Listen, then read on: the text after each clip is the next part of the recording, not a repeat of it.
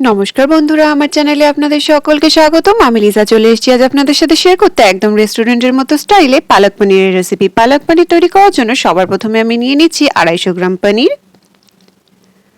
নিয়ে নিচ্ছি tomato puree, আদা কুচি, রসুন কুচি, কুচিয়ে রাখা পেঁয়াজ, কাঁচা লঙ্কা এবং মেন ইনগ্রেডিয়েন্ট পালং শাক। আর মশলার জন্য নিয়ে নিচ্ছি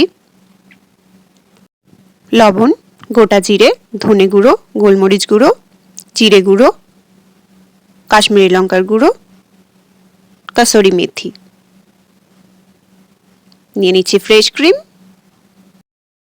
প্যানের মধ্যে জল গরম করে দিয়ে দিচ্ছি পালং শাক। পালং শাকগুলোকে 1 মিনিটের জন্য সেদ্ধ করে নেব। পালং শাকের মধ্যে একটা সুন্দর কালার চলে এসেছে, দেখুন। এই পর্যায়ে আমি তুলে নেব পালং শাকগুলিকে। ফ্রিজের ঠান্ডা জলের মধ্যে একে একে সবকটা পালং শাক আমি দিয়ে দিচ্ছি।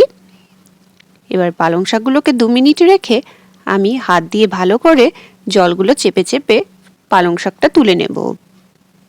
পালং শাকগুলি ঠান্ডা জলে চুবিয়ে রাখার ফলে পালং শাকের কালারটা নষ্ট হবে না এবং আমাদের পালক পনিরে একটা খুব সুন্দর কালার আসবে। ভিডিওটি কেমন লাগছে অবশ্যই কমেন্টে জানাবেন। সমস্ত কটা পালং শাকের জল ঝরিয়ে নেওয়া হয়ে গিয়েছে। জল ঝরিয়ে রাখা পালং শাকগুলিকে আমি মিক্সার গ্রাইন্ডারের মধ্যে গ্রাইন্ড করে একটা খুবই স্মুথ পেস্ট তৈরি করে নিচ্ছি। পালং শাকের পেস্ট তৈরি করা হয়ে গিয়েছে। এই পর্যায়ে দিয়ে দিলাম কাঁচা লঙ্কা, লেবুর রস দিয়ে আবারও এটাকে ভালোভাবে ব্লেন্ড করে নিচ্ছি। দেখুন কত সুন্দর একটা পেস্ট তৈরি হয়েছে। প্যানের মধ্যে দিয়ে দিচ্ছি তেল, দিয়ে দিচ্ছি 1 চামচ বাটার। বাটার এবং তেলকে ভালোভাবে মিক্স করে নেব।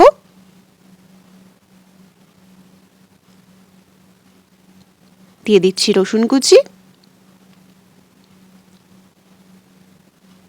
আদা কুচি, দুটোকে ভালোভাবে ভেজে নেব। একটু ভাজা হয়ে এলে দিয়ে দেব কুচিয়ে রাখা পেঁয়াজ। পেঁয়াজ, আদা এবং রসুন কুচি ভালোভাবে ভেজে নিচ্ছি। একটু ভাজা হয়ে এলে এর মধ্যে দিয়ে দিলাম টমেটো পিউরি। টমেটো পিউরিটাকে ভালোভাবে মিক্স করে নিচ্ছি। টমেটো পিউরিটা একটু মিক্স হয়ে এলে এবং কাঁচা গন্ধ চলে গেলে দিয়ে দেব সমস্ত মশলা। সমস্ত মশলাগুলোকে ভালোভাবে কষিয়ে নেব যতক্ষণ না এর কাঁচা গন্ধটা চলে যায়। আমার মশলাটা প্রায় কষানো হয়ে গিয়েছে এবং এর থেকে প্রায় তেল ছেড়ে দিয়েছে। এই পর্যায়ে দিয়ে দেব বেটে রাখা পালং শাক। এটাকে ভালোভাবে মিক্স করে নিচ্ছি।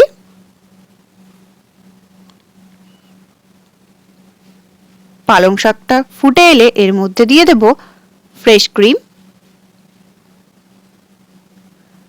ফ্রেশ ক্রিম এবং পালং শাক ভালোভাবে মিক্সড করে নিচ্ছি আবারও।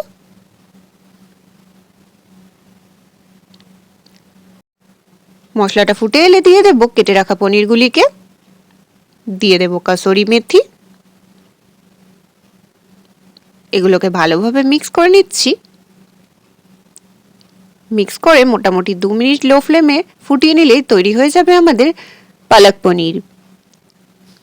আপনারা কে কোথা থেকে আমার ভিডিও দেখছেন অবশ্যই জানাবেন। ভিডিওটি যদি ভালো লেগে থাকে তাহলে অবশ্যই লাইক, কমেন্ট এবং শেয়ার করতে ভুলবেন না।